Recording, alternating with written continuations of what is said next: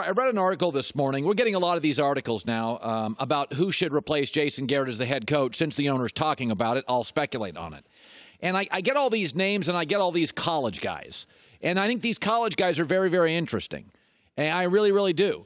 But why are we not mentioning, like, the best college coach of all time, and he's still coaching, and he still dominates mostly the toughest division in college football, Nick Saban?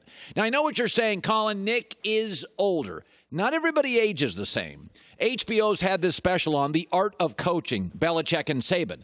And if you've watched any of this, it's crack for football fans. But the first thing you take away is Saban feels much younger than Belichick. His energy, his enthusiasm, just the way when you look at him, he looks very young. There's a moment in The Art of Coaching on HBO when Saban's joking with some of his college players because he runs out to practice. And when you watch this special on HBO, Saban's got incredible energy. These are just numbers. I mean, Brady's 42. LeBron's in his 17th year. We see it happen with athletes who have to work out. A 67-year-old coach, a 68-year-old coach. Everybody's younger today if you take care of yourself. There's 5 reasons that are obvious why Jerry should call him and Nick should listen. Number 1, Lane Kiffin's now in the SEC. As good a recruiter as anybody in the country. So is Ed Orgeron, maybe the second best recruiter in the country. So is Kirby Smart, maybe the third best recruiter in the country. It's getting real competitive in the SEC. Bama doesn't have the players they used to on defense. You got the best recruiters in the country going up against Nick Saban. And college football increasingly is a young man's game, the transfer portal, all this stuff. That's number 1. Number 2 is, what does the NFL not have? A transfer portal, year-round recruiting. Again, college football is wearing out coaches like it's never done. NFL now, you control your inventory more so than college. It used to be the college coach. He controlled the kids. Those days are over. Your backup quarterback can transfer tomorrow. There's nothing you can do about it. Your left tackle, your best linebacker. In the NFL, I got guys under contract. Number 3, Dallas is not a rebuild. This is not an exhaustive rebuild like when Jimmy Johnson and Jerry started the Cowboys and worked 20 hours a day. Dallas has the personnel. Dallas has the ownership. Dallas has the infrastructure. This roster's not the Lions or the Dolphins. It's not a rebuild. Number 4, when you look at any company, can you add something to their weakness? Nick Saban's one of the smartest defensive coaches ever, and Dallas is not well coached on defense. He will have an immediate impact on the defensive side of the football. He's not taken over for Tomlin in Pittsburgh or Belichick in New England, where the defense is already really well coached. The defense, there's players there that don't have the coaching. And number 5 is, it's a perfect entry point. Dallas could be, with all these players, under 500. I mean, you never want to replace Howard Stern. You know, you want to replace somebody where you look at the numbers and go, oh, I can double those numbers. All these things add up. It's not a rebuild. College football is now a young man's game. The best recruiters are all moving into Lane's neighborhood in the SEC.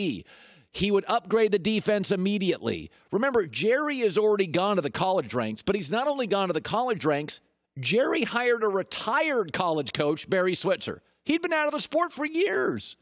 Nick Saban, 68. But when you watch LeBron in his 17th year and Brady and Breeze, we're asking those guys to be elite athletes against 23-year-olds, and they're dominating. You can't ask a 68-year-old, intellectually nimble, high-energy guy to coach against 58-year-olds. College football is becoming a young man's game. The NFL is an old coach's game. Mike Tomlin's got some gray hair. Belichick, Sean Payton, John Harbaugh. You start Andy Reid. These guys, Pete Carroll. Pete Carroll's older than Nick Saban. I mean, come on. The NFL is now an old guy's game with the wisdom and the experience. As long as you're willing to evolve, you just I mean, do you really trust Matt LaFleur, the Green Bay Packers, going up against Pete Carroll? Do you really trust him? I don't. I don't trust him against Mike Zimmer of the Vikings. If you list a top 10 coaches in the NFL, 8 are old guys. You list the top 10 coaches in college football, boy, it's a lot of Matt Rules. It's a lot of Lincoln Rileys. It's a lot of Dan Mullins. It's a lot of Kirby Smarts. It's Dabo Swing. Not that old. I think Cowboys have to call him. I think Nick needs to listen. I mean, Nick could go and do TV and make a bunch of money, but Nick likes stature. What's the number 1 stature job in American sports? Nick likes stature. He doesn't need the money. Nick likes money. He's got his Mercedes dealership. Nick likes money, but what he really likes, he likes it all. He likes doing this thing with Belichick. And the NFL is the only hole in Nick Saban's resume. That is it. I mean, other than that, he is the coach. He's the best college coach ever. Never forget, if one doctor cleared Drew Brees for the Miami Dolphins, Nick Saban doesn't go to Bama. He stays in the NFL and wins there. To Joy's point, the HBO's got a show, The Art of Coaching. It's terrific. It's got Saban and Belichick. And there was this, I could have run 5 minutes of this on the air, but we have limitations on how much we can run from other networks. But there was a moment when it's really fun. They have so much respect for each other, and you got Belichick is kind of mumbling stuff, and he's kind of laughing. I think Belichick's wildly entertained by Saban. I think he makes him laugh. And Saban's very funny. He's a recruiter, so Nick has to go out on the road and recruit all the time. So Nick, he's doing commercials. Nick's funny. If you've ever been around Nick, I have a couple times. Nick's funny. Belichick, I've not been around. Saw him one time. I ran up to him with a couple plays. But the whole point is the Art of Coaching on HBO is great. And he was talking about how they had Gronk in as the deep safety. And Gronk, is obviously not going to outrun a pitch guy on the last play of the game. And they also show the Nick Saban Auburn-Alabama loss on the field goal, which is just unbelievable depending on what side of the fence you're on. Great or daunting. But it's interesting because there's two teams in the NFL where we know they have good players, the Chargers and the Cowboys, and they don't have winning records. So I think in both instances, you really have to inspect coaching. I think it's fair to ask questions about Anthony Lynn, although I think situationally it's more often the fault of their kicking and Phillip Rivers last several years. And I think you have to inspect Jason Garrett. But I'm also a big believer in you have to find common threads to spot problems. If you look at Dallas's 5 worst offensive games, they've come against New England, New Orleans, the Jets, the Bills, and the Bears. All 5 of those have veteran defensive coordinators. Those are not the 5 best defenses they've played.